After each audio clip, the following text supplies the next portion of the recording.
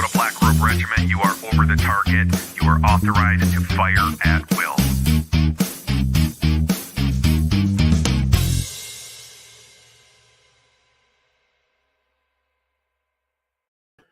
Hey, thanks for stopping by. I'm TC. This is Minnesota Black Robe Regiment, and this is my channel, my platform. This is my series, TC and Friends Monday Night Musings. Most of you who are tuning in already know me. Some of you do not. Some of you are here because you heard that I was going to have Dr. Neil Shah on tonight. So, that being said, I'm going to try and go through my spiel as quick as possible. If you want coffee, it is literally the best coffee you will ever have. Everybody who has tried it so far has stopped ordering the coffees that they normally order and have gone strictly to this. Not making it up. I shouldn't say, okay, not everybody. I'm sure there's a couple out there that still drink their other stuff. But very good coffee, and we have merchandise. And the other thing is, if you're interested and you like my content and you would like to see it continue, it's not cheap. It's not easy to keep doing this. I have to pay expenses and whatnot. And so I have launched a Subscribe Star. You can go over there. I have some exclusive content. Just had a conversation with Spike Cohen on Friday night. He gave us some extra time, and we have some exclusive Spike content for my Subscribe Star people. Spike is not only intelligent, but incredibly hilarious.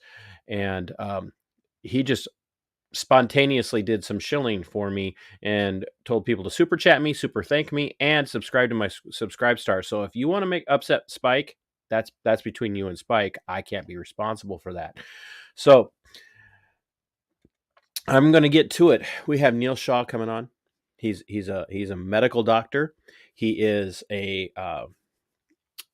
down to earth guy, and I watched his performance at the convention, the Minnesota GOP convention on Saturday, May 14th. I'm trying to get through this year as fast as possible. And having not been a full-on supporter of Neil's going in, I tried to remain as neutral as possible, but I had a strong affinity for Mike Murphy. I knew the fix was in at some level for the Minnesota GOP and the nominee. To be honest with you, I felt like the fix was in and that they were going to lean towards Scott Jensen.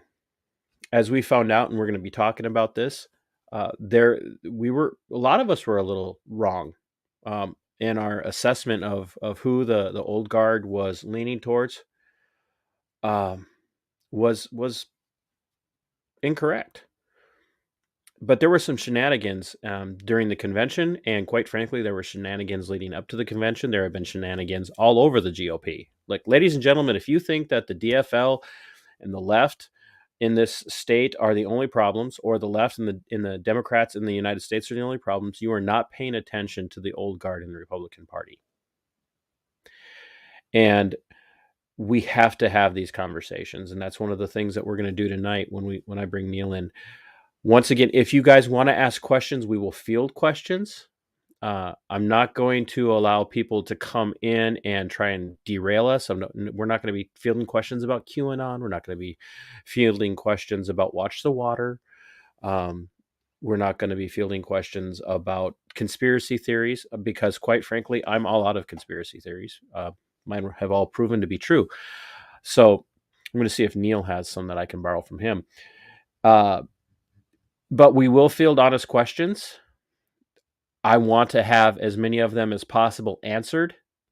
This is going to sound like I'm shilling, but quite frankly, as we get going, as the questions and the comments get rolling, I cannot keep track of everything.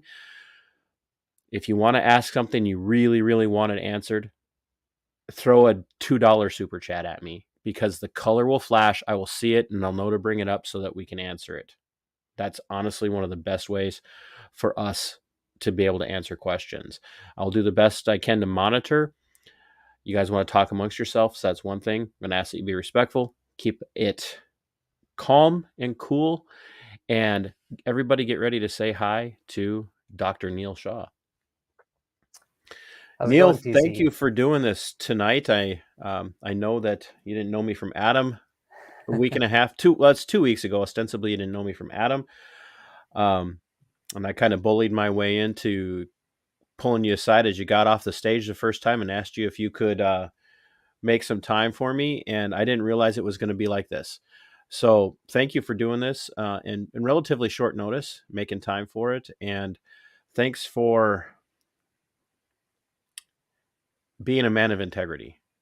I cannot thank you enough. What I saw from you on the convention stage was a man who truly stands up for what he believes in, even when he's not on the winning end, and that's not always easy. So, tell us a little bit about yourself. I mean, it's like you're clearly, as you said during your convention speech more than once, you're not a white guy. It's true, but I identify as one on the weekends because now there's no reality, and you can identify as whatever you want.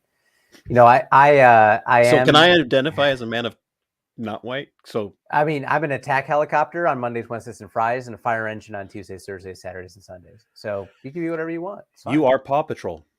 I am Paw Patrol. Oh man. So with 4 young kids around now, there's a lot of Paw Patrol in this household, and I'm happy to have some of that life back.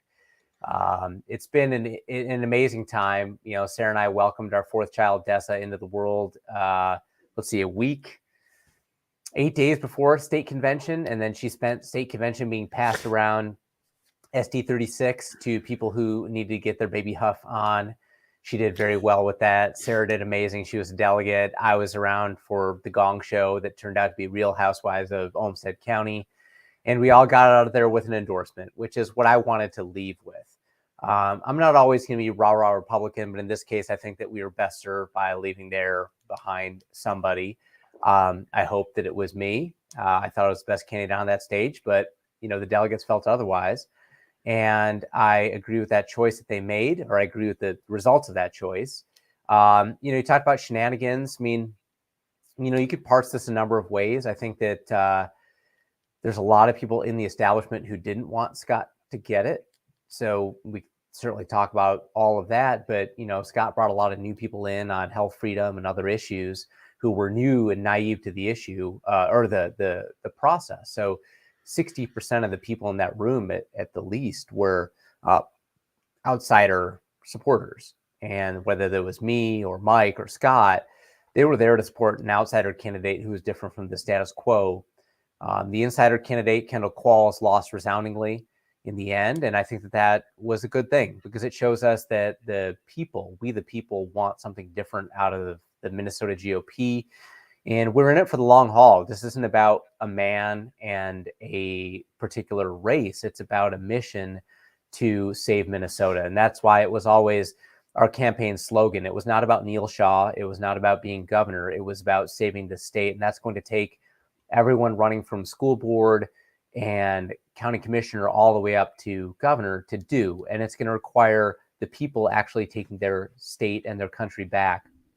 So I was excited to see the establishment go down in a burning pile of flames and the people being involved in their state. Now, it's going to require more than just this election, which means you all need to stay involved. All of your supporters should wake up early tomorrow morning and drink your very great coffee and then get to work saving their state.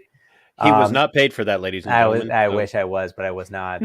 So it's the thankless work. So my wife right now is at a city public safety meeting because public safety is an issue everywhere in the state. And the people of North Oaks are not spared from this crime. We're spared from the worst exigencies of the radical left, like you'd see in North Minneapolis, but there's still crime here and it's way above historical norms.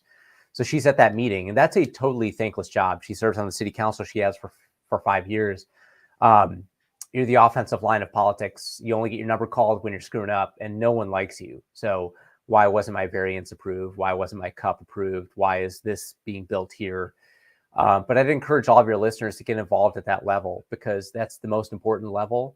And if the federal and state governments are doing their jobs right, the majority of the responsibility should rest on the shoulders of people serving as mayors and city councilmen and school board representatives and county commissioners.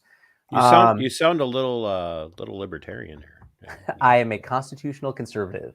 Yeah, so I'm not a libertarian. Not fully, but you got no. Well, it's funny that you say it that way, because that was my drive for wanting to bring Spike on, because you know who Travis Johnson is, Bull Johnson. Mm-hmm. I had him on, and the issue that I had or not the issue that I had, but the experience that I had having Bull on, his buddy was in there, and his buddy also happens to be Spike Cohen's media guy. And I jokingly said, "Hey, let's get Spike on here." And Brian's like, "Yeah, we can do that." And so I had Spike on because my reason for talking to Bull and other libertarians right now who are in that conservative mindset, some from more of the Mises Caucus type mentality, is because we need allies right now. We absolutely need allies right now, because as you've experienced throughout the last, how long were you running? When did you announce? It was last year. August 3rd. Yeah. It was last year you announced, and we ended up watching as the party leadership made it very clear that they were not going to get behind a fair process, frankly. And it wasn't just way up at the state level. It was across the board. It was county chairs. It was small local BPOU chairs. It was district chairs, over and over and over again. And I started to say, we need to start reaching out to some people and building some bridges in the opposite direction of what the moderate leadership in Minnesota GOP does, which is they build bridges to the left. And the problem is every time they build a bridge to the left, they get pulled further to the left. And the conservative base is over here going, "Where's my party? What's going on?" And so it's nice to hear you say, I'm a constitutional conservative, because I think people like you and me, I'm a paleo con, a constitutional conservative. I have a lot more in common with a lot of the libertarians running for office in Minnesota right now than I do with a lot of the endorsed candidates across the state of Minnesota for the GOP. Well, that corruption in the system is probably the most repulsive thing. And you'll see that honestly on both sides of the aisle. I mean, what happened when Trump flew too close to the sun? What happened when Bernie did the same, right? The entire history of the Russian collusion myth was born of Bernie getting too close to the centers of power. And actually, he's wrong on all these issues, but he is ideologically consistent. And the left couldn't handle that. They couldn't handle somebody that they didn't think that they could own. And the same deal went for Trump on the right. And so both sides tried to bury that candidate. And you'll see that even at the local level. That's what's, even if we don't agree with people that are left of center, they oftentimes in talking to people, they want a fair process. And I don't think that we see a fair process play out on either side of the aisle, because oftentimes you have a single set of people who want to maintain their grip on power, and they're not ideologically willing to stand for much of anything, regardless of whether we agree with them or not. They just want the power for power's sake, and they want to drive the people out of the process. And I find that to be the most despicable way of looking at the world. And, we ran into that. I mean, we sat down with people that were in the party leadership. They said, look, if we lose on our merits, then we've lost on our merits. But we wanted the ability to win or lose based on whether we are a good or bad candidate, based on what the people want. We don't want you to pick a favorite going into this. That's all we asked for an honest process. And I think generally speaking, the outcome, while I disagree with it, I think was fairly honest, because I think there are a lot of people on the inside who did not want Scott to get it. They really didn't. They hated him for a variety of reasons. And I'm not here to judge the merits of those, but I do think that he was not the insider candidate. It was Kendall or Paul Gazelka or, let me ask this then, Neil. So, and for people who are watching, I've already warned Neil, I do not refer to people by their titles. So if you think it's disrespectful for me to not call him doctor, Please call me Neil. That's what my parents named me. Go stuff it. So, nobody calls me. Well, I don't have a title, Dad. Please don't call me Dad. That'd be weird. But how far in to the campaign that you were running did you realize that it wasn't Scott that was the insider pick? Because it honestly, that convention, I went into it thinking he was the insider still. Yeah. So because Kendall, it was so many people pushing him. It was just pushing. I honestly thought when Gazelka dropped out, because I knew Gazelka was going to get eliminated fast. I honestly thought that Gazelka was going to toss his endorsements and his delegates to Scott. those two don't get along. I mean, they served together, and I think there's a long history there that would explain why he did not want to do that. Look, I mean, I disagree with Paul on a lot of policy issues. I don't think he's a bad man. I'm happy he's retired. I think that we need a different mindset in St. Paul if we're going to succeed with conservative principles. But I think that Paul was always honest about what he was. He was a career politician, and that's what he did. I think, Kendall, there was a fundamental dishonesty about what he was and what he represented. And this whole Draft Kendall campaign, which is funded by one person, to get who was it? Fraunchu. David Fraunchu is a real estate developer. So if you create a PAC, that PAC can do something like a Draft Kendall campaign. All right. So it's important for people to understand the mechanics of how this works. So if I call you and say, hey, I'm running for governor, my name's Neil Shah, I'd like to raise money, and you say, cool, the most you can give me is $4,000. Now, if you create a PAC, you can give an unlimited amount of money to that PAC, and that PAC can spend money not in direct support of a candidate. They cannot coordinate with a candidate, but they could certainly say, Neil Shah's a great guy, and we really think we need leadership like Neil Shah.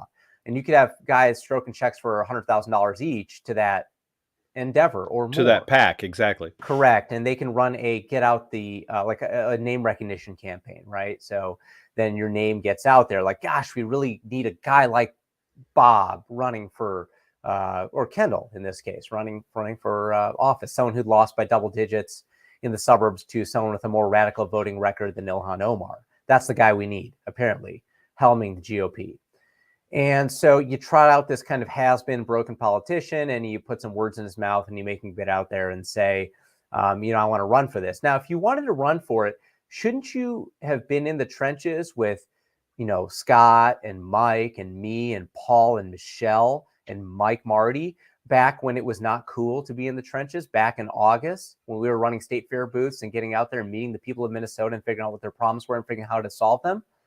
No. You were busy letting your money guys run the deal for you and get your name out there. So that was the whole deal. They knew they had a candidate who would get smashed if he got in front of a camera or on stage. And so they hit him, gave him some talking points, and they trotted him out after the first of the year, after the first big debate, which was a wake-up call for a lot of folks at Providence Academy. And then since that time, it was playing hide the Kendall. So in the week of the election, I mean, I give credit to Paul for showing up. The Crossfire debate that was put on at Liberty Classical Academy, Mike showed up, Paul showed up. Scott at least taped his replies. And to be fair, you didn't know the questions you were going to get till you're on camera being taped. So, he wasn't there in person, but at least, he paid the price of being there. That was the most challenging type of environment you could ask for.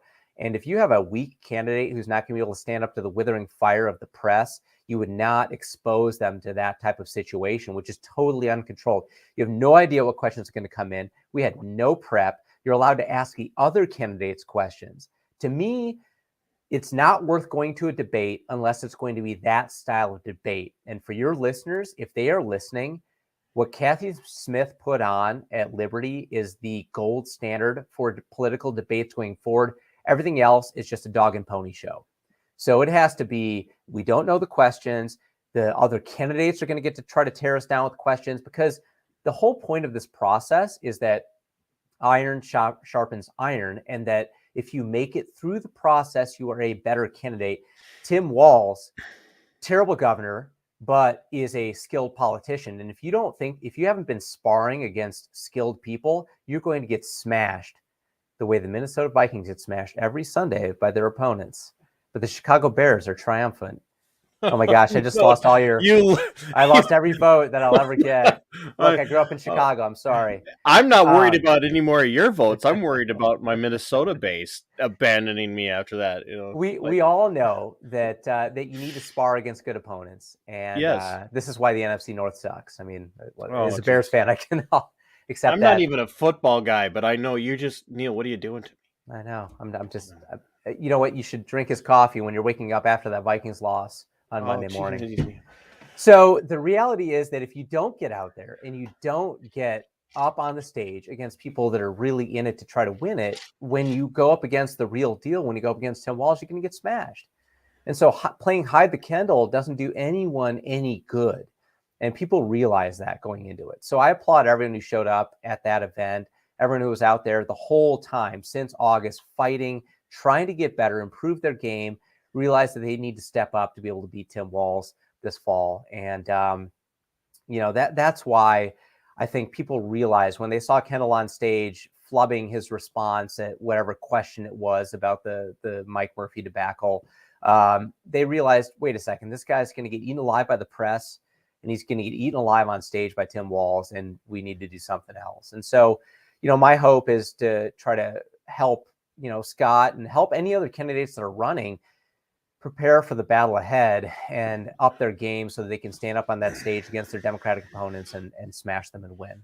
Okay, so let's address this. No one's asked it yet. The only super chat I got was from my friend Tomsky out in England, and it was, he called me daddy for £5. So I brought that on myself.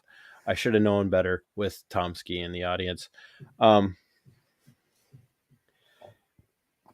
lot of people are saying, and I told you this ahead of time, I'm getting message after message after message about this one thing. Is Neil going to challenge in the primary? And I said, no, he's not. I want people to hear this from you. Neil, are you going to challenge in the primary? Even if a million people message you and say challenge in the primary, will you challenge in the primary?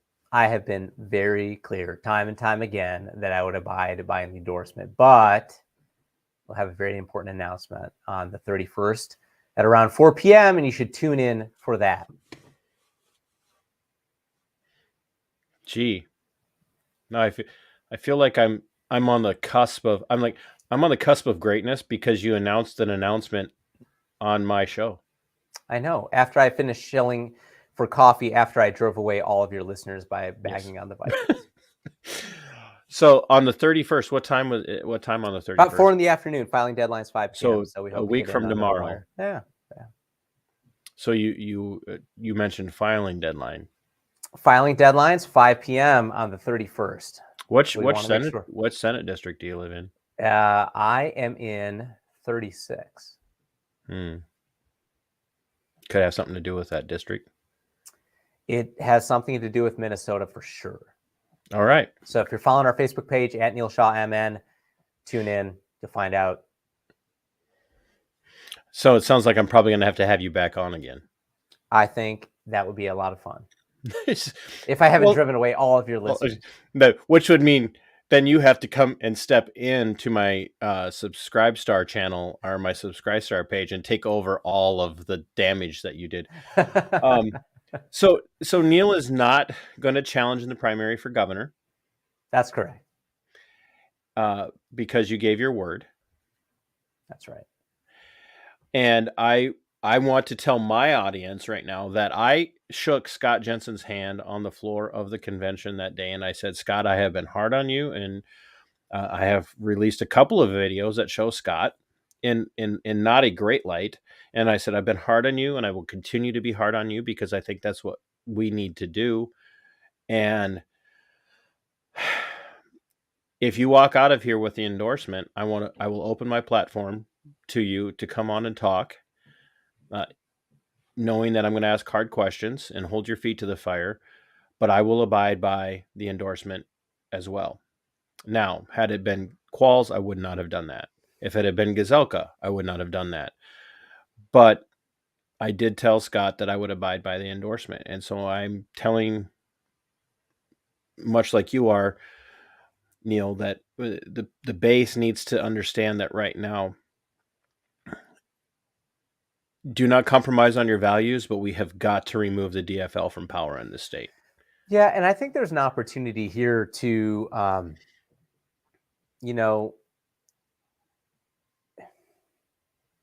Scott said a lot of things that I think were the right message. When he's talking about, look, the Second Amendment exists to defend your family if someone tries to carjack you. I would have phrased it differently, but, I think the way he said it's fair. I want to know that the Scott that I heard on that stage is the Scott that's going to run against Tim Walz, and that he's not going to get squishy when the Star Trib starts coming after him. Right. And we're going to hold him just, and you watched, you saw Mhm. my video. You saw the Facebook Live video that then one of your good supporters up there, and I won't mention her name here on the or in our conversation, but asked me to put it out on YouTube. And so I did. And I'm going to hold Scott accountable to that stuff, to those promises. I will be going through and be doing a list of the promises that Scott made. And he did make a lot of promises during his speeches. I'm going to hold him accountable to those. And we'll be tracking that throughout the campaign because he does have the endorsement now. And he went and filed officially at the state capitol today. And Red, she said that Qualls showed up for his rally today. So we need to be asking hard questions of our own party.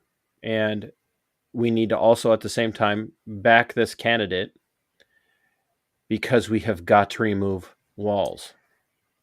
Yeah, I mean, right. Walz has to go, but there are plenty of other seats up for grabs besides governor. And that's where I'm focusing my attention is we have amazing patriots have decided to enter the fight to save Minnesota that are not running for the big marquee spot. And right. Nathan Wessenberg being one of them. There's many of them throughout the state, and those people need our support. It's not sexy or cool to say, hey, I'm supporting someone running for House as a first-time candidate, but arguably it's as important. If we have a strongly conservative House and Senate, this state looks completely different, regardless of who's in the executive position. And for too long, we've allowed squishy, non-conservative Republicans to occupy what should be hard red Republican seats. So those hard red seats need to go to hard red conservatives. And we can't tolerate purple people occupying a red seat. Now in the suburbs, I get it. Those are harder battles. They're very much more expensive. But if we have solid constitutional conservatives running in greater Minnesota, we need to have those people elected. And especially if those people are first-time people running who on the first ballot got the endorsement. If you win the endorsement on the first ballot against a sitting senator or representative, that means that person's doing a crap job. You don't just magically gain a high-quality first-round endorsement candidate if you're doing a good job. And so we can't all be rah-rah Republican just because they have an R after their name. If they vote like a Democrat, then they're a Democrat. And this was something that I said. They're like, oh, you call everyone a rhino, this and that. No. If I can't tell the difference between your voting record and a Democrat's voting record, you're a Democrat. So vote right or you will be replaced. And the people that are stepping up to take that challenge on their shoulders deserve our money and our time and our volunteer effort to help them get elected. And what's gross to me is all these people saying, oh, we got to get behind the endorsed candidate. You have endorsed candidates, and you've got Kurt Doubt running candidates against the endorsed candidates? No. If you are an endorsed candidate and you are a conservative, you will have my support, and you should have the support of all conservatives in Minnesota. If you act like a rhino, you will be replaced if you can't vote right. And that's the way we need to start running this state. Yes. And people need to understand that. This isn't about, I support the party. I am a conservative first and a Republican second. And I'd like the Republican Party to become synonymous with conservative again, but it has drifted too far away from that base. And those people that are trying to bring it back in line, make those two terms synonymous, deserve our full support. Absolutely. In line with what you just said, and not just your adherence to your commitment to abide by the endorsement, and my word to Scott, once again, anybody has Scott's ear, I want to give him a chance to come on here and explain why his conservative credentials are good. And because I think we can motivate the base if we have a good conservative candidate. But I am in the works right now with Bull Johnson to start an actual across the board Liberty Alliance that actually is willing to go through and handle things in a civil and constructive and intellectual, logical, reasonable way to endorse and support and encourage liberty-minded constitutional conservatives from the Republican Party, or be they more conservative libertarians, not the weirdos like the Supreme Vermin who wore the boot on his head, but actual candidates who are going to stand on conservative principles, constitutional principles. We're working on building an alliance right now that's going to reach across those lines. And if you're somebody who's been voting Democrat your whole life, because that's what we do. My family's always done that. We've always been a union family. We are opening our arms to you. And we're asking you, why would you continue to vote the way you're voting?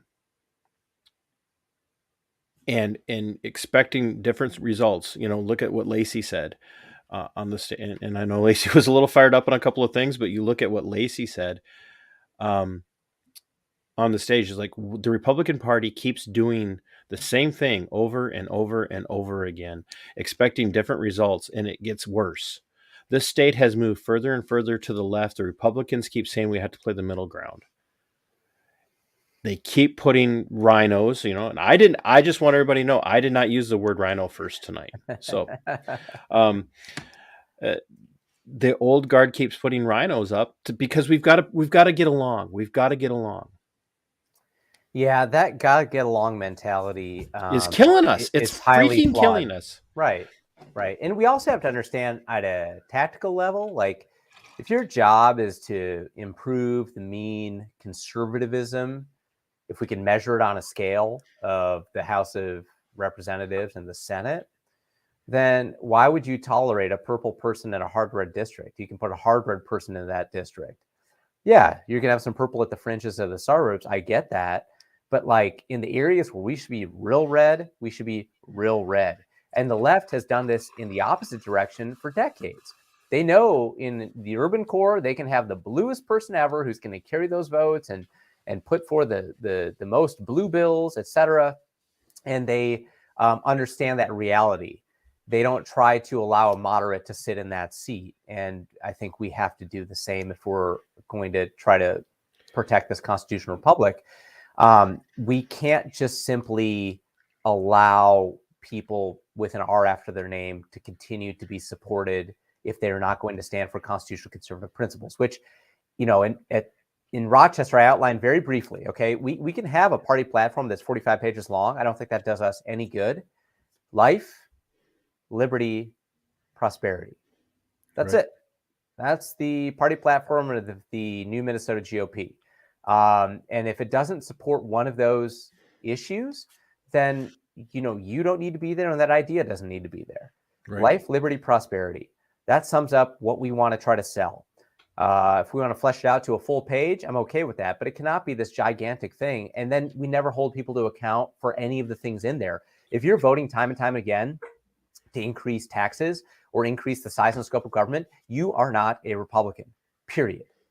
The word rhino is almost like lost value, but if you're increasing the size of government and increasing government encroachment onto people, which by definition reduces their liberty, you are not a Republican.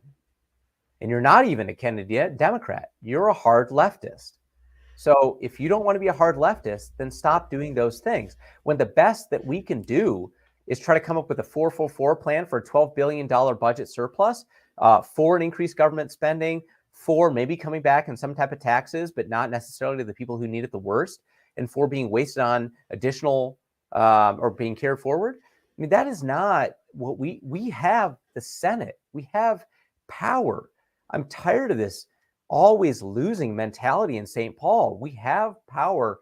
It's time to exercise it and stand up for limited government, getting the government out of your house, out of your church, out of your business, doing the few things that it should do efficiently. How long does it take people to get an ID? A long time. That's an essential government function. They can't even do that well. So you're telling me you're going to expand the scope of government and that we're going to moonlight and that we're going to greenlight this from people with R's after their names? That mentality is what needs to change in St. Paul. And that's why it's so important that we support these candidates like Nate, like Mark, like Mike. I mean, Natalie. I mean, there's so many people that are running that are solid constitutional conservatives throughout the state. Those people can stand in the gap and prevent this from going the wrong direction at an increasing speed. And that's why we all need to get behind people running for House and Senate that support constitutional conservative and city values. Councils and school boards. And city councils and school boards, all of those things. Dog catcher. That's right. That's right. I want a constitutionally minded dog catcher. And ladies and gentlemen, from my own personal perspective, your sheriff. Mm-hmm. You need to call your sheriff candidates up, because I know a bunch of them are up for re-election this year. You need to call your sheriff up and say, come to my house, sit down on my couch and tell me not what you're going to do to increase your power, but what are you going to do to abide by the Constitution? And I'll tell you, the number one issue to ask them, which will make them squirm in their seat, is ask them how they feel about constitutional carry. You'll sort out the constitutional conservative sheriff candidates from the pretenders real fast. Because I've talked to some of those folks, they don't get it. Yeah, but there's bad people out there. And yeah, but this and that. Read the Constitution. Tell me what it says. Shall not be infringed. Clear enough to me. I don't do this very often, but Gina says about to run for sheriff. Gina, are you saying that you're going to run for sheriff in your county? Because if you are, we need to have a conversation. I want to shift focus a little bit. I want you to give us just a little bit of a blurb of what got you motivated to run for governor. I mean, you came out of nowhere, and you've heard. I'm sure you've heard the rumors. Well, he doesn't have real conservative credentials. He doesn't. He's been a little weak on some things. And I was never able to track any of that down. It was a lot of speculation. Right. But give us an idea. What made you decide to run? When you decided to run, and why were your opponents saying that? I mean, the last one's the easiest one. You'll create any type of whisper campaign or Phantom Menace to try to derail somebody, and the fact that you could dig up anything on the Vikings, sure and then you bring up the Phantom Menace. I know. I'm just trying to get your readership or listenership down to zero in one episode. Doing a good job. Like literally, the whole point of this was to grow my base to get to 2,000 before the end of the show. And I think you've probably worked me down to where I'm no longer even monetized anymore. Last episode ever with Neil on. So, I mean, I don't know. I mean, if you went back and asked the founders, you're like, what actually made you pick up a musket? What made you dump the tea into the harbor? Everyone's going to have a different thing that was like, this was a bridge too far for me. I mean, humans are pretty adaptable. We can take a fair amount of insults and kind of continue on. And getting my practice shut down kind of sucked. Watching then patients suffer as a result of those shutdowns really sucked. Watching my kids get chucked out of school and then realizing that they were being taught garbage when they were actually in school was terrible. Although there was a silver lining to that, because then you realized that they needed to not be in that school anymore. It was a little bit of everything. I mean, watching neighborhoods I used to live in burn to the ground, my barbershop almost burning down was like that was a big one for me. I mean, I know all the guys who run it and own it and cut hair there and watching it almost burn down. I mean, it was all of society that I'd grown to love coming apart in the span of like 18 months, and then realizing that I didn't see a solution on the horizon for that pain. And that I'm a citizen who was mad, and I have a skill set. I can explain things, I can talk to people, and I'm passionate about my country and my state, and I wanted to do something about it. So that's why I stood up and raised my hand and said, I'm not going to tolerate this BS anymore, and I'm going to stand up and do something about it. And I met so many like-minded people along the way. I mean, my story is not unique. I chose to kind of go for the big one. If you ask my mom, she'd say that sounds about right for him. But like people all over the place are like school boards and city councils and all those things that are absolutely critical, or state rep or state senate. I met those people along the way and had a profound respect for what they were doing. I mean, that's America. That's why the system was created to be what it is. When the citizenry gets upset enough, we'll put up with a lot, but there's a line that all of us individually have, and we say no more. And a lot of people cross that line in the last 2 years. And it could be election integrity. It could have been, a lack of baby formula nowadays, or getting their business shut down, or whatever it was that finally brought you into the fight. I'm glad you're in the fight. Stay in the fight and don't give up. Because if we are complacent on the sidelines, this political class on both sides of the aisle will just continue to grind us down until we don't matter at all. So unless we take that power back for us by running for office, getting elected, supporting the people that do, and helping them in however we can, we're going to continue to lose our country. And so for me, it was that, and there was a final straw, and I didn't see a pathway around it. And so I decided to get in, and I'm really glad that I did. It was a ton of work, but I met amazing people along the way. And I realized that this country and this state are worth fighting for. And I'm not going to give up on that. And I will continue to run, and I will continue to fight.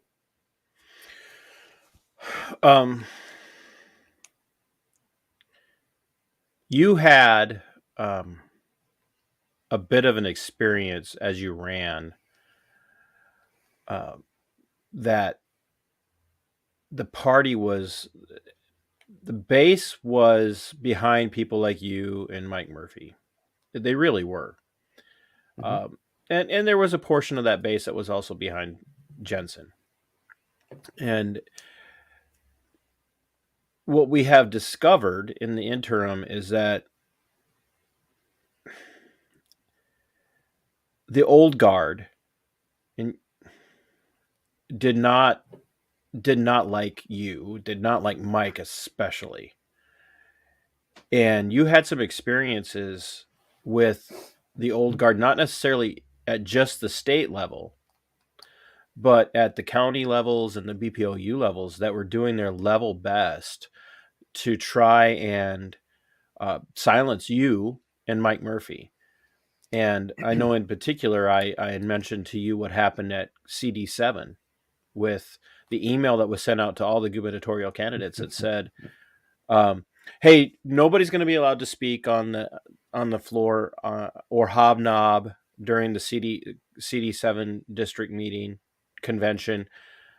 So your time is going to be better spent going to other conventions, other places. Don't bother to show up. Saturday rolls around, and the convention chair overrides that decision from CD7 leadership and allows others to do it. And I looked at that and having received complaints from not one or two, but from a massive number of people saying, will you cover this? People can, I'm not making accusations of crime or whatnot, but this is politics. This is also, when you put yourself in this position, you're open to critique. There was something fishy about the fact that it was you and Mike that went off and did your thing, and other candidates showed up to speak and do their thing. It felt dirty to me. It just felt dirty to me. And it wasn't the first time you had an experience like that. Well, those people are elected, and I'm not sure they should be reelected. And 2/3, or at least 60% of that room in Rochester were grassroots people activated by a candidate that they really believed in. So I would tell all those folks to not give up the fight. They're still delegates, and they still get a vote this winter in February. And if there are SD chairs who misbehaved, who were not fair, again, don't take a side, just be fair to the process. If there were CD chairs who misbehaved, if there were executive people, make better choices. The power is in your hands as the people. And that's what, the majority of the people, in my experience, involved in Minnesota GOP are trying to do the right thing. They're good people, but there's a corrupt minority who really do need to be extirpated, and they can be.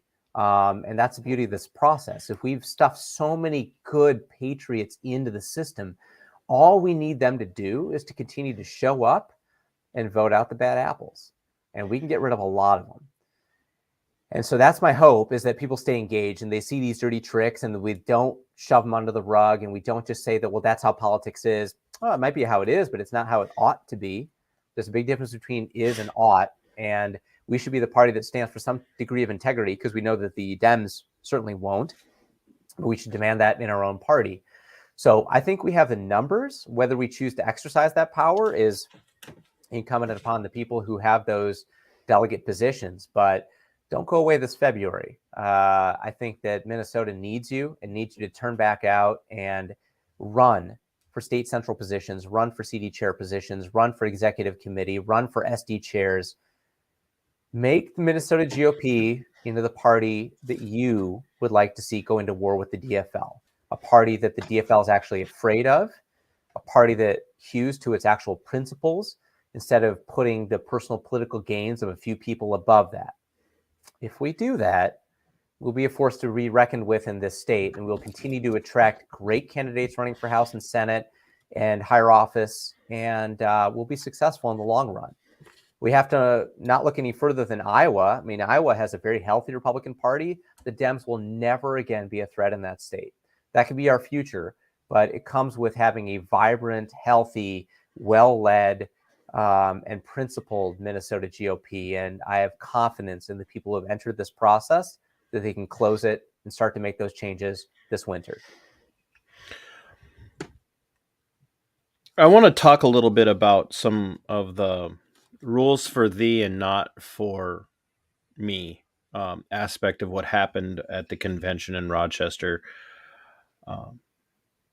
I'm going to start with the idea that, one, I'm very, very thankful that I was able to get in, because I couldn't afford. People have to understand that I think that the delegate fee was over $100 for both days. That's atrocious. I realize that you've got a convention to run, and you gotta. So if the party was run better and the people who are supposed to be raising money, our committee people, were good at bringing that money in, it should be $25, and you should probably get a ham sandwich for that. But it wasn't. It was an exorbitant amount of money. And what does that do? Well, I mean, it eliminates the normal guy. It eliminates the grassroots. It eliminates people that are on a fixed income. And it cynically, it's by design, right? So we want this to be a club of insiders who can afford to pay that much money. The reality, it was $500 to $700, right? And you had to get yourself down there. So if you're coming from, International Falls, it's a lot of gas or diesel. And you're spending a night. 2 nights, maybe. Minimum of one. Minimum. Yeah, right. And then you got your entry fee. And then you get to wait in line for, 90 minutes to even get checked in. So 2 hours, over 2 hours for some people on the first day. So a lot of things can be done better. And if we want to engage the grassroots, which I think is absolutely essential to having a healthy, vibrant party and building a great bench of candidates at every level, then we need to make this process easier to get involved with, and we need to make it financially doable for the majority of Minnesotans. And it is neither one of those. It should not be a money-raising exercise. I understand that we were in dire financial straits as a party when Chairman Hahn stepped in, but I still don't think that that's an adequate excuse. Couldn't possibly imagine why that happened. Well, but I'm going to say it right now. It was because of Jen Carnahan, and if you're crazy enough to vote for her on tomorrow, you just might as well go ahead and go join the DFL, because that's just, I'm sorry. She wants people who are watching this. Jen Carnahan wanted you kicked out of the party. Wanted people like Neil and Mike Murphy and me Right. kicked out of the party. So That's why our party is in dire financial straits. we should want people involved in the process that are here for a mission and not for their own personal gain. And anyone that's here for their own personal advancement is someone that needs to be removed, whether they're a sitting senator or representative, whether they're in party leadership, or whether they're your BPOU captain or SD chair. If they're there for them, they don't belong here. If you're here for the ideals of life, liberty, and prosperity, great. We'll continue to vote you in and support you in every possible way that we can. Right. So I went in thinking on Saturday I was just going to do some, man on the street stuff. I was hoping that I would be able to go over and get some conversations with this large contingent of pro baby murder people that were supposed to show up, but they couldn't even muster a big enough crowd for that in Rochester. Sorry, Mayor Kim Norton, you failed on that one. But the Murphy campaign came out to me and said, "Hey, do you want in?" And I'm like, "Yeah, well, here." And they got me in. They gave me a war room pass, and I was able to get in and get on the floor. And quite frankly, I'm really thankful I was, because I don't know anybody else was covering anything. And we experienced, when I say we, I'm referring to the Rocks and Cows, the grassroots conservative base experienced something that day. I watched the chair of the convention. What was the gal's name? Wasn't Osmic the chair? Who was the gal that was doing all the speaking and gaveling? I can't remember. Osmic, you're right. I think Osmic was the chair, but the gal was actually leading the. I know I'm using a politically incorrect term when I say gal, so I'm probably misgendering her. She was like the Julie Ann. Thank you, Em. Appreciate it, Red. There, you want a solid fighter right there, Red Hardigan. That individual, she needs to be the chair of the party. Frankly, I'm not even kidding. She ignored the will of the people numerous times. Motions were made, and she ignored motions. Like I get it. Like, rules are rules, and Robert Rules of Order aren't law, but we adopt these things to keep order. And motions were made and seconded, and she just blew right by him. People didn't want extra speakers. She just blew right by it constantly throughout the day. She blew right by it. The sergeant at arms, right after you endorse Mike, the vote comes in on that ballot. Mike shoots up massively for where he had been in a third place position. And all of a sudden, magically, now someone has complained about Mike's flyer. Mm-hmm. And the sergeant at arms comes up on the platform to the podium and publicly humiliates the Murphy campaign. And then comes out and treats the Murphy campaign. There again, you could say what we want about some of the people that were involved in that conversation. What I saw was clear favoritism, because then the reports started to come into me, Neil, from people who were working for you, volunteering for you and doing things for you, that you were trying to hand out bags, and your bags were confiscated and basically thrown in a pile to be thrown in the trash. Gazelka was handing out bags, and his campaign was given time to put stamps or stickers on those bags. Exactly the same situation, but Gazelka was given a pass. Your stuff was thrown in a pile to go in the trash. People need to understand this. The current Minnesota Old Guard GOP leadership is not on the side of the Rocks and Cows people. They do not care about rocks and cows, except for general elections when you need to vote whatever way they tell you. I would say they don't care about anyone that believes in honor and integrity in a fair process. And the good news is they're on their way out. So given a number of delegates that belong to the grassroots in that room, these people should be absolutely terrified. Look, their candidate lost. Kendall Qualls lost, and resoundingly lost. And forever valid criticisms there are about Scott, I don't think you could put him into the insider bucket. And so the most important thing for me coming out of that is that all of us stay involved in this process. We win if we do not relent. They win if we go away because our favored candidate is no longer in the running. We have to find a home, whether that's helping a House or Senate candidate or a school board candidate or whatever it is. We can't go away. Otherwise, the bad guys win. And I agree that there were shenanigans at various times in various places against many candidates. We were certainly never told that we could put stickers on this or that or have an illuminated sign on one side. I mean, that was never offered to any campaign. But Scott got that. I don't have Scott money. I'm not sure I could have afforded it, but we would have bought more door knockers if You're the wrong kind of doctor. Yeah. Well, I might be the right kind of doctor, but I don't have Jensen money. And people understand that's not a knock on at this point in time. None of this is a knock on any one of the particular candidates. I want people to understand, and this is not me being bitter in the sense of my guy didn't get in. That's not it at all for me. It should just be fairness in the process, right? It's the leadership is failing. Yeah. And it's more than failing. The leadership is literally, I don't want to say that.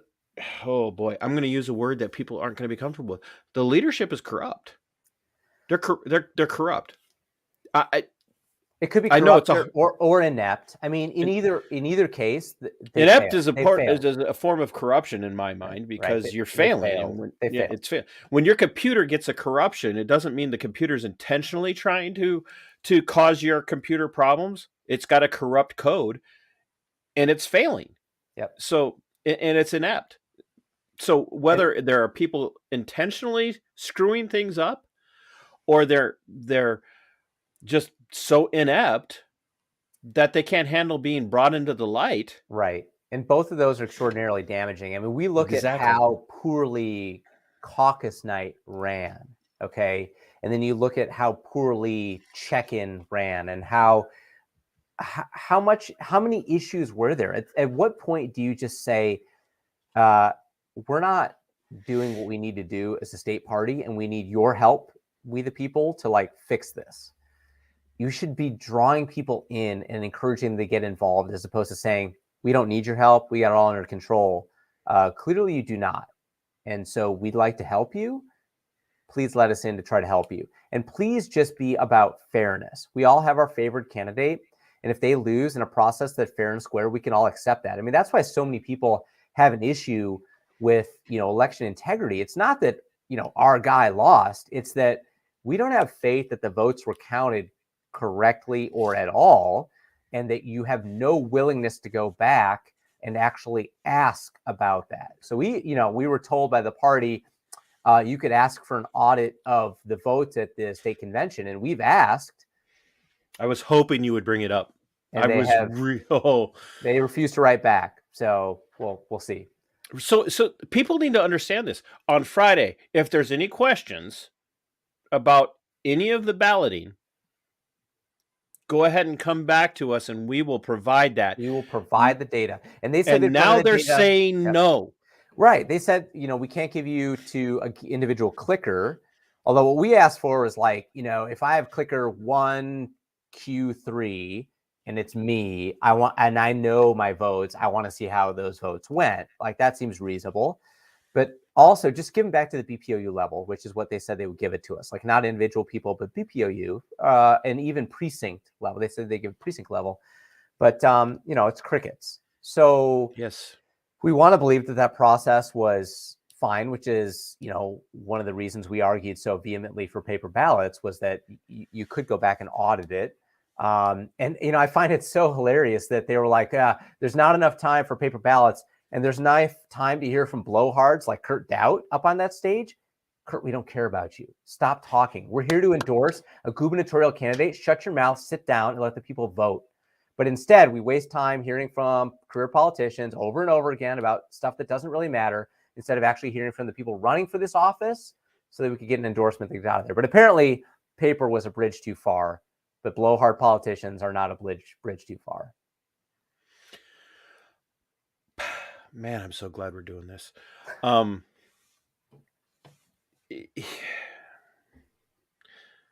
So the argument's going to be, well, Neil, you're just bitter you didn't get the nomination, and so you are going to blame everybody but yourself. Mm-hmm. You could have run a different campaign. You could have announced earlier. You could have gone out and done more fundraising. You're just angry, and now you're going to blame everybody. What I want people to understand is that Neil is not the first person to be saying this. I have talked to candidate after candidate after candidate. I've got more candidates coming on. People who have received the endorsement of their local BPOU, who have received the endorsement of their local county and their Senate districts and their congressional districts, who have been told, we will not back you even with the endorsement. Ask Mark. Mm-hmm. And I'm going to butcher his last name because I do it every time. And I've been to so many events and spoke at events with him. But Mark Bishofsky. Yeah. Ask Mike. Who, Weiner, by the way, when he got up to speak for Mike, could have been a little bit more passionate.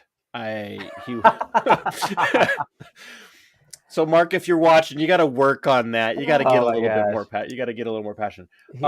He's so great. So Mike Weiner gave mine. He was told that the party will not back him, and he got the endorsement. That's right. They've both been told the same thing. They both are going to probably face primary opponents. I mean, this is the dirty game right on the inside. So for I accept 100% responsibility. I could have run a better campaign. All right. I could have raised more money. I could have worked harder. I get it.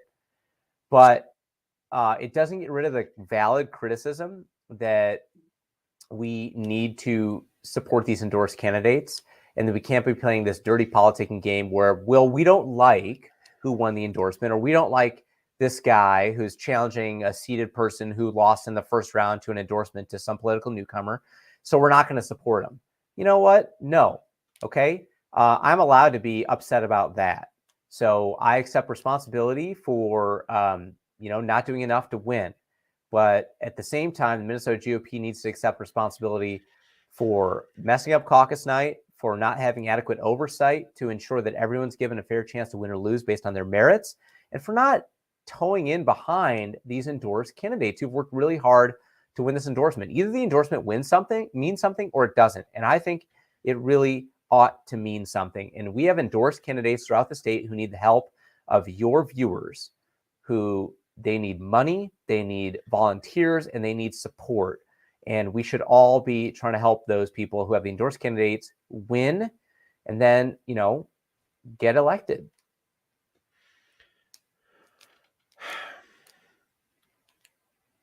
When we started texting and just so you know, I'm my own producer. So if I look like I'm not paying attention, I'm tracking you. I'm tracking the chat. I'm tracking messages that are coming in. So I'm listening to everything you say.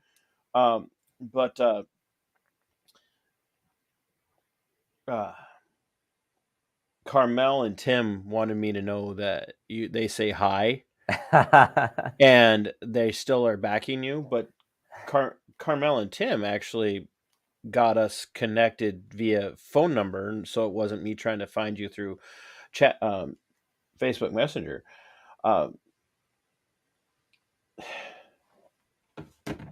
Lost my train of thought. I'm just got so many things going on. I need a showrunner. The issue that has arisen in all of this is that what I had told you when we were communicating was, I'm ready to burn leadership to the ground in a metaphorical sense, not literal. Um, I'm ready to burn the leadership to the ground because they're failing us. They're failing us. I had Nathan Miller on. I don't know if you know who Nathan is, but I had Nathan Miller on Saturday.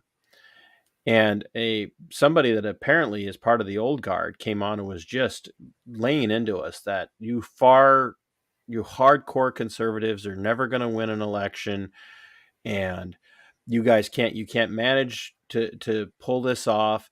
You've got to stay moderate, and picking on like things like, oh, you're all a bunch of QAnon Trump bots, and on and on and on and on and on.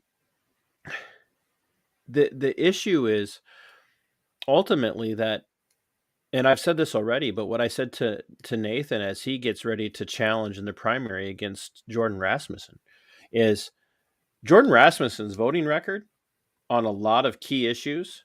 He has voted with the DFL, and you had already said this, numerous times, constantly demonstrating that he votes with the DFL frequently.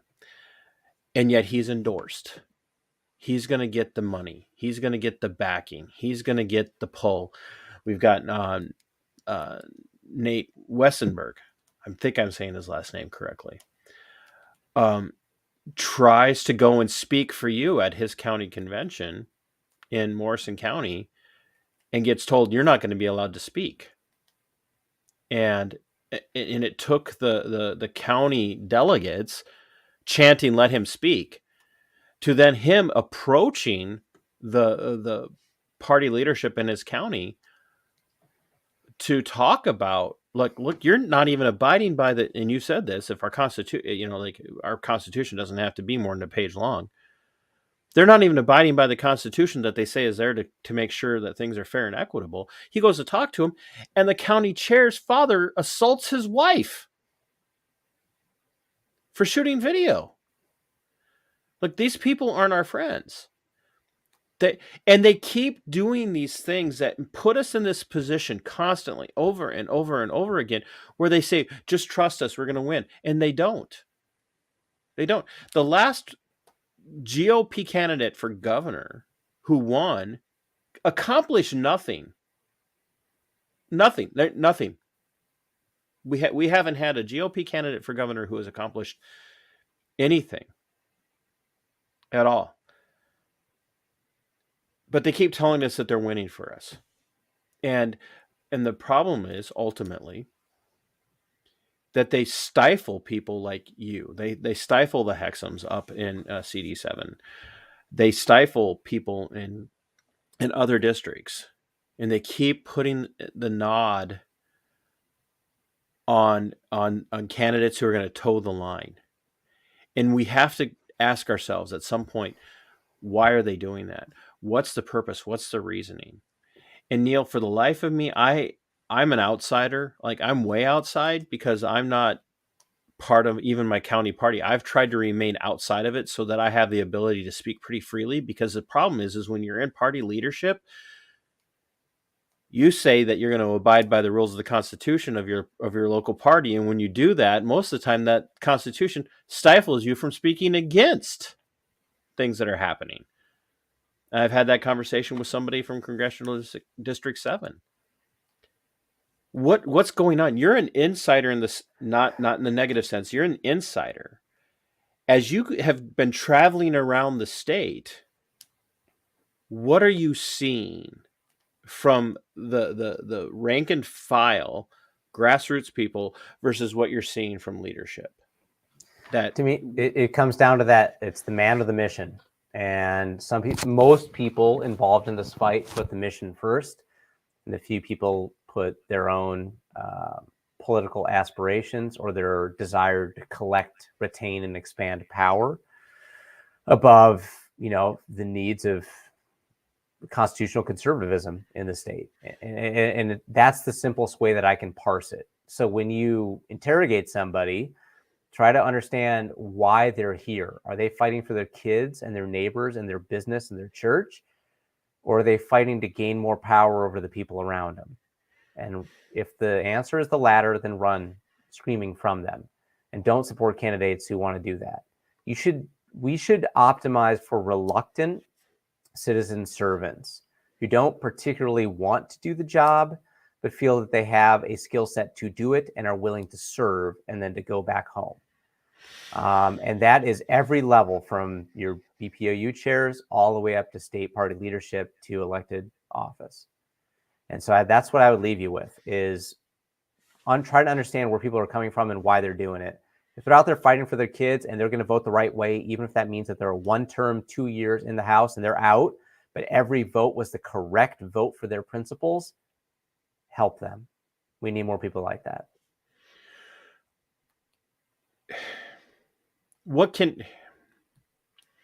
And there again, you know who Bull is. I don't know if you've met Bull, but Not in person. But you know of him. Mm-hmm. Would you be willing to reach across that ideological aisle to somebody who is not a leftist by any stretch of the imagination, but is not running as a Republican, who is running as an independent, has received the Libertarian Party endorsement in the state of Minnesota, which people need to understand that's a massive win for Bull, because the Libertarian Party in the state of Minnesota has not always been known to be on the right side of every issue, but Bull is on the right side of every issue. Would you be willing to reach out across that aisle to a guy like Bull and work with him, work with me in a Liberty coalition and say, we're going to start getting behind good candidates no matter what? So what I would say is that there's no universe that I can construct where all of us believe exactly the same thing, right? I mean, that's the definition of fascism. So there's always going to be gaps between what we want. And for many years, America succeeded because the gap between the left and the right was not on the existence or the goodness of America. It was on how to make her better and discussions on the size and scope of government. But it has strayed so far from that argument into an area where it is literally the destruction of everything that we hold dear, the desecration of the Constitution, and the end of the American experiment, versus trying to improve what we have. I don't think anyone looks at America and says this is perfect. We just simply like to make it more perfect, and we have differing ideas on how to do that. Now, I'm willing to talk to anybody. I'm not going to give up my core convictions.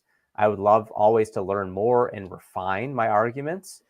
But, I'm still always going to believe that government is never the answer, and that life, liberty, and prosperity are the end goals that we should be optimizing for, and that allowing people to have individual freedom and liberty and minimizing the role of government is going to lead us to those ends more efficiently. But we're all children of God. Christ died for all of our sins, as much as we want to try to vilify our opponents. And either we fix this American experiment and make it improved and figure out a way to move forward, or we're going to get crushed by any of the varying degrees of fascism that infect all the countries around us. So there is no plan B. It is make this experiment work. And I do believe that the radical left has so far overplayed their hand that there's a once in a generation opening for those of us that are, constitutional conservatives or right of center, or even just like to think for a living, to come together and say, let's keep this experiment going for a bit longer. Let's try to make her stronger, and let's get rid of this craziness that has come to encompass the DFL. And if we keep those ideas in mind, I think that we'll be on a good path forward.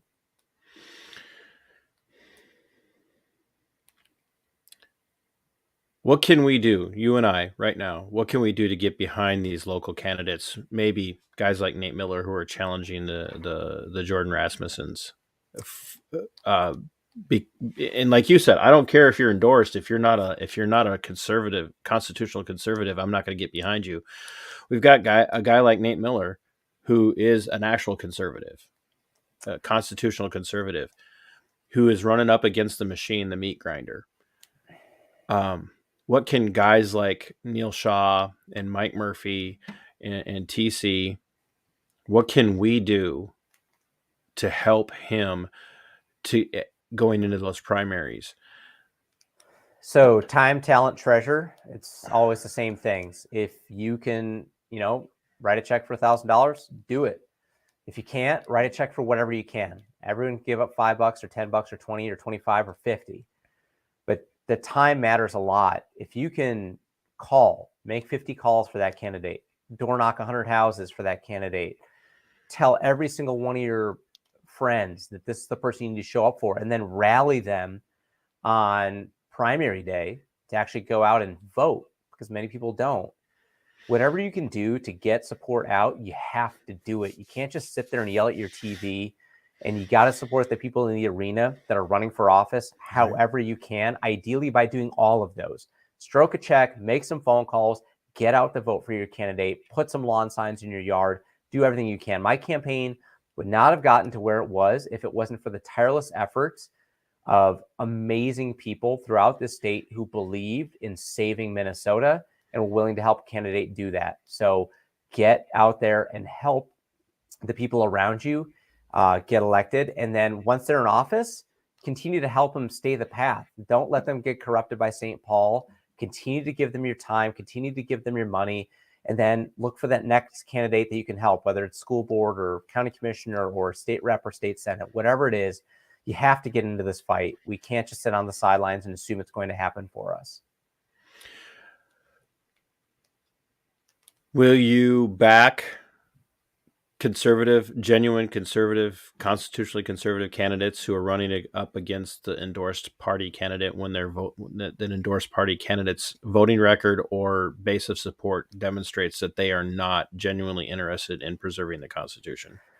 Yeah, ideally, I want to do everything I can to support constitutional conservative candidates, and ideally, we would get them the endorsement, because that to me seems like the greatest way to get the party involved in supporting those candidates. And there's a lot of work to be done. If you're running for those seats, we can help. We gained a lot of knowledge in this process about putting slates together, getting out the vote, and I'm happy to help in any way that I can. And a lot of the people who volunteer for this campaign are happy to volunteer for other campaigns as well. So please reach out if you're running for office or you're thinking about running for office. Sorry, the messages are still coming in. So I'm like, seriously, I don't know. I got people that are like, you need a showrunner. And I'm like, I don't have that kind of money. Will you come back on after you make your announcement a week from tomorrow? Yeah, we'll find time to get back on. It was fun chatting with you, and I really enjoyed it. This is going to be my shortest Monday Night Musing ever. Is there anything else that you would to your base? Because there are a lot of people, and you know this. So like Michelle J, you met her at the convention. Ended up having dinner with her and several other people that night. I've known Michelle we met at the very first rally that I attended doing Man on the Street interviews on April 25th of 2020. That's how this started. I launched my channel on April 25th of 2020 to go out and talk to people, because I knew that the legacy media, the cathedral media, was not going to talk to people about the shutdowns. And that's when I met her for the first time. And we've remained in contact throughout all of that. And she was devastated at what she saw over that weekend. And I know she sat down for dinner with you and several other people that night, along with Red and some others.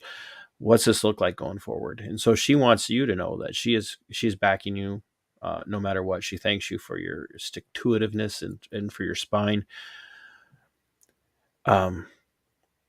What do you want to say to your team and to the others right now who are sitting here saying, quite honestly, I don't know what to do, because I didn't think I could support Jensen because now he is endorsed, and I said I wouldn't. And I had said some of that to some degree.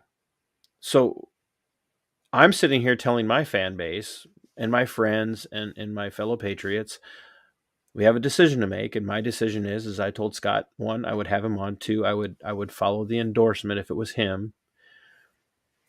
We've got you and Mike saying that you're going to follow the endorsement. But what do you say to your base who's hurting? I mean, they're hurting and they're rightfully angry right now. What do you say to them? Find a candidate that you can give your full-throated support to and support that candidate. So if you think it's the endorsed GOP candidate for governor, great, or SOS or auditor, or whatever it is, or rep, or even at a more local level, find someone you can support, stay in the fight, get behind that candidate. Do not give up. You don't need to support someone that you don't, and nor should you, that you're not 100% sold on. So find someone you are 100% sold on. And there are some amazing people running. Get behind them, help them.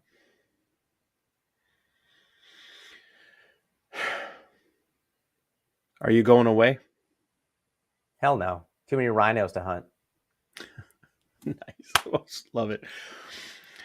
And if somebody was crazy enough to give me a platform to hold an event, think I could talk you into coming down? Yeah, I'd do my best to make it. Naomi and Brian from Harvest Church, I know they're watching. You heard that.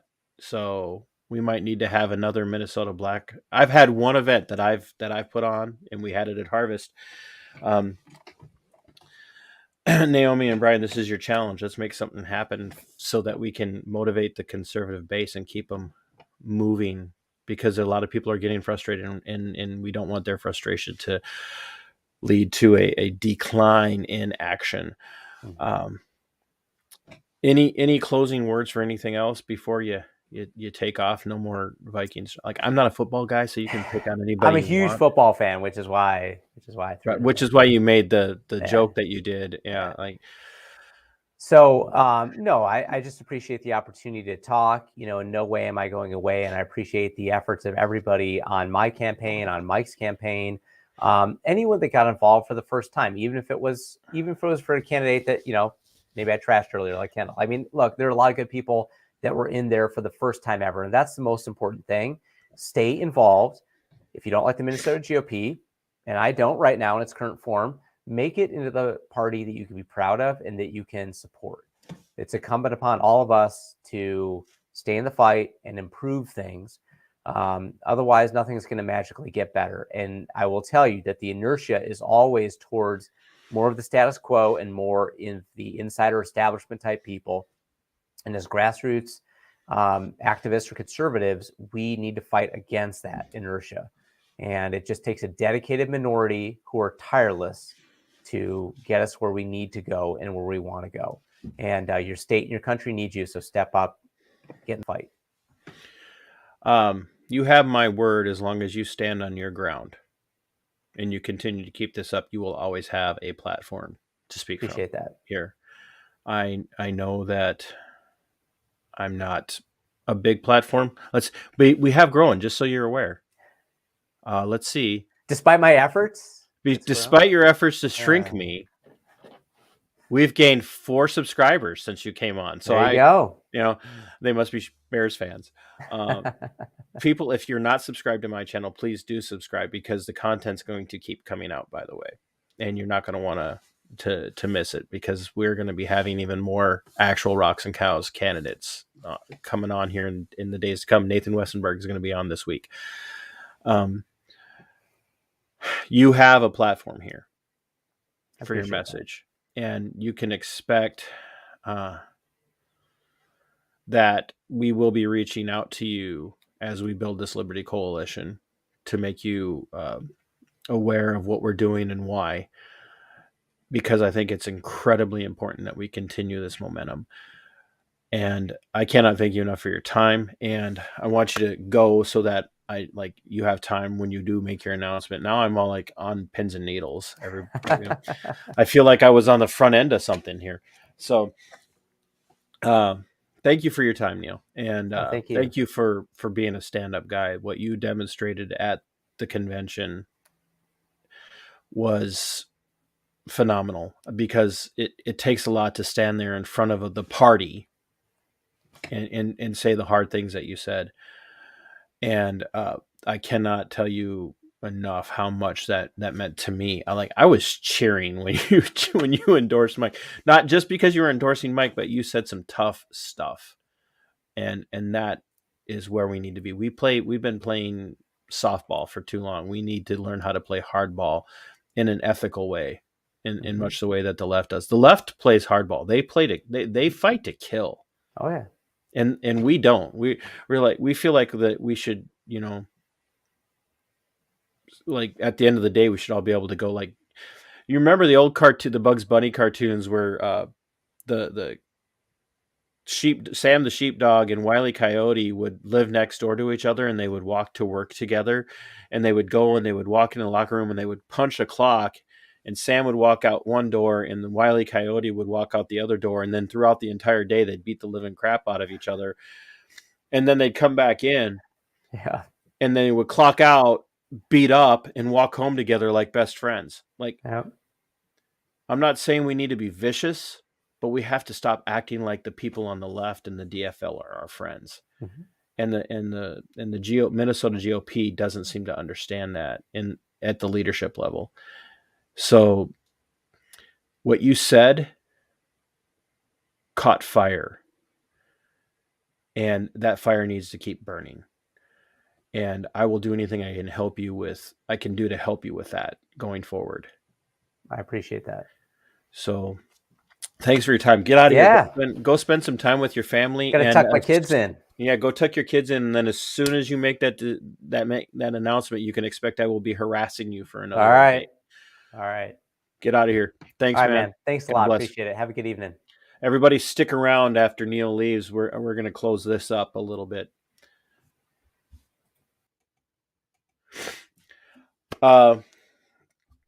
Folks, I know that what always happens whenever my guests leave is the viewership starts to trickle down. Which is, I completely understand. Nobody comes on here to look at this. I have a face for radio. We need to keep this momentum going forward. We absolutely have to keep this momentum going. I'm not going anywhere. I have lost so much. I'm doing everything. I've been working really hard at keeping my emotions in check. I've lost a lot for what I've been fighting for the last 2 years. I lost a career that I loved because I stood on ethics and I stood on principle. And a lot of you had no idea what I did for a living until I broke the story.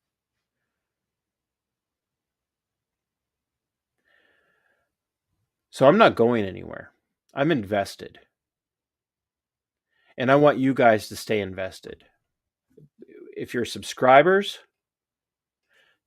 and you watch all of my content, period, stay invested in this fight. Not necessarily just me, but stay invested in the fight.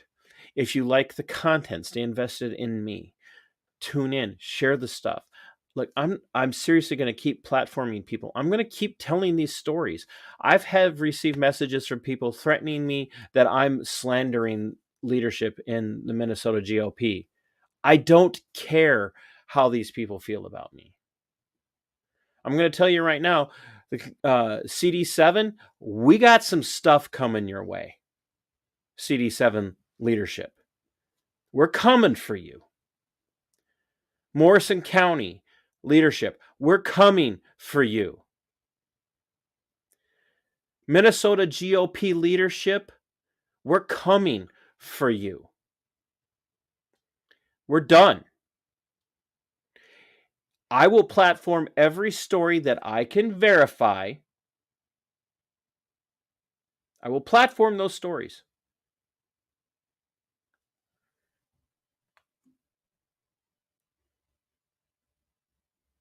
And we will come for them.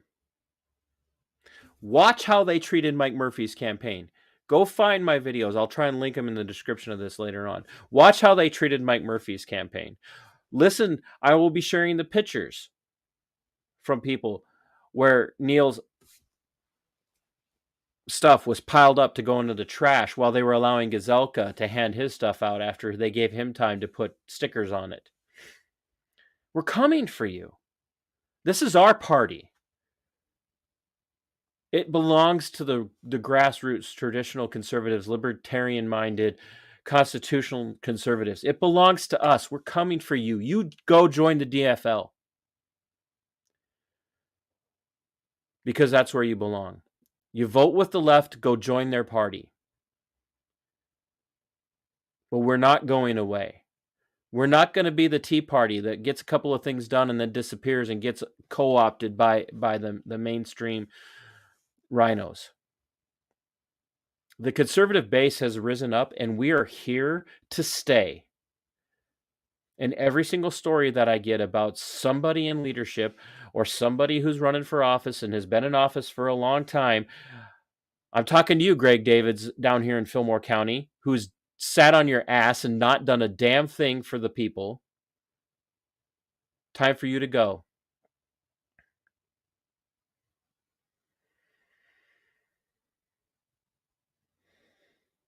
We are not going away. We will expel you from the party or from your position. And if you are an elected representative or a senator, we will get rid of you. I am going to keep pointing it out. I want your stories. I want your pictures of ballots, and I want your pictures of emails, and I want your pictures of things that were done that were shady. You bring them to me and we will tell the story. We are going to drag these people kicking and screaming into the light so that they either burn up like a vampire or they finally get with the program and start going the conservative direction. That's why I ask you to buy my stuff. That's why I point you to my subscribe star, because I've lost a lot in all of this.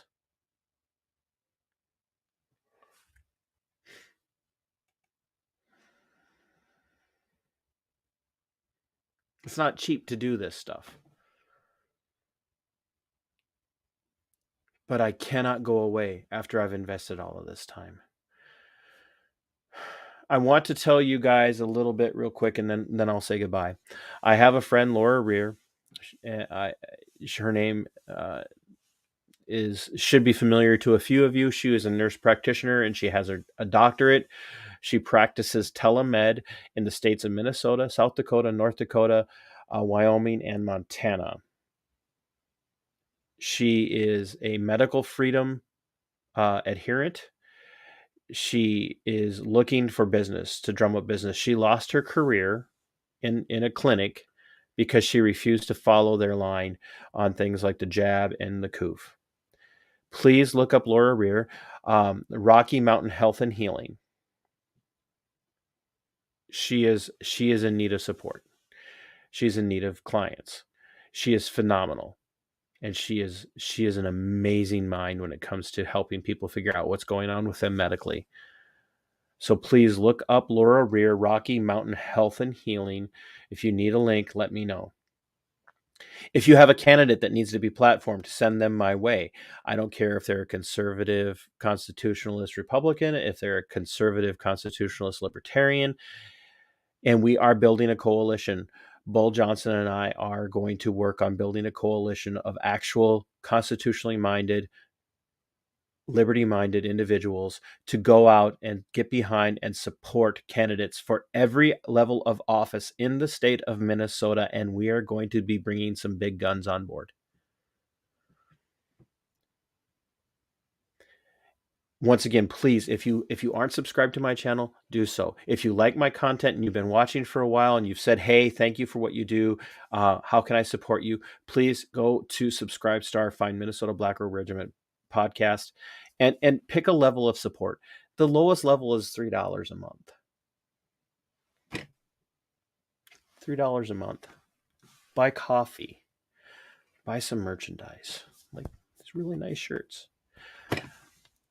My coffee's made by a veteran Marine. This merchandise is made by a family of a veteran.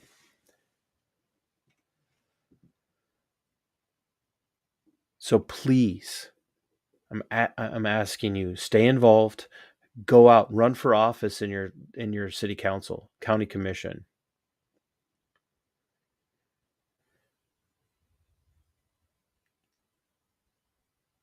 And when you have time, support me, because I'm not going away.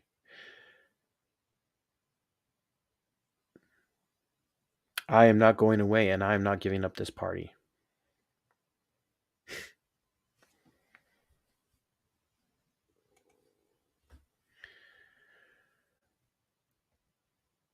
So My friends, I thank you for watching, and I appreciate your support. I appreciate all your positive comments.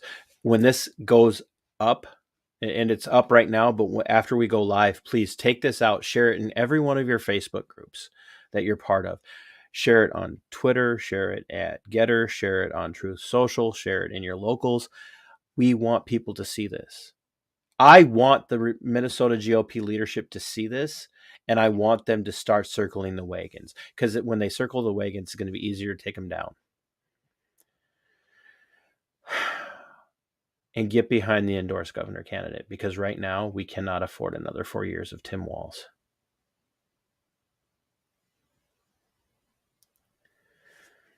And no, Ashton, I'm not a Action for Liberty. I don't have a personal animus, but we're going to be doing something different than Action for Liberty does.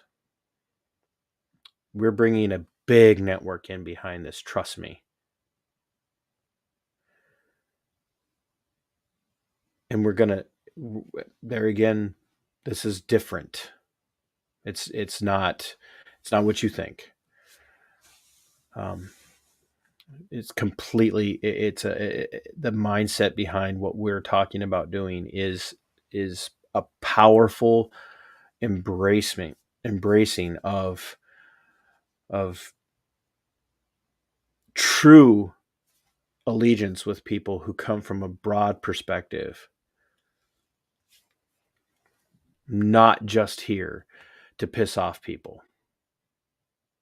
Like, I could do that on my own. I want to build a coalition. And that's what Bull wants to do. So be looking for what we're going to be working on.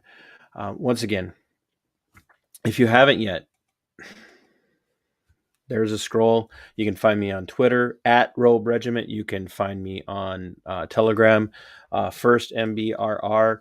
I'm obviously here on YouTube. Make sure you're subscribing to the channel. Make sure you're clicking the bell icon so that you can get notifications when my content goes up. Subscribe Star, Minnesota Black Robe Regiment podcast. There is exclusive content there. And I appreciate all the support, all the positive comments. Let's get behind solid candidates. And by the way, Sarah, you said you'd like to hear me speak with Jim Schultz. Jim is going to be coming on. He told me he would, and we're going to hold him to it. And we're going to hold Scott Jensen to it. He said, I told him I'd have him on. He said, okay, so let's hold him to it. But anyway, my friends, find me at all those different platforms. Subscribe here on YouTube. Follow me on Rumble. Find me on Subscribestar. And until next time, as always, enjoy your liberty. Pursue your passions. Pursue the preservation of the Constitution. And sic semper tyrannis. We are going for liftoff in T-minus 30. Stand by for further instructions, Minnesota Black Robe Regiment. Secondary guidance systems engaged. Minnesota Black Robe Regiment, it will be on my mark.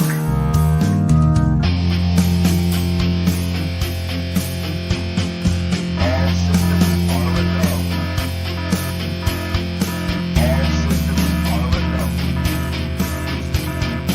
Minnesota Black Robe Regiment, you are over the target. You are authorized to fire at will.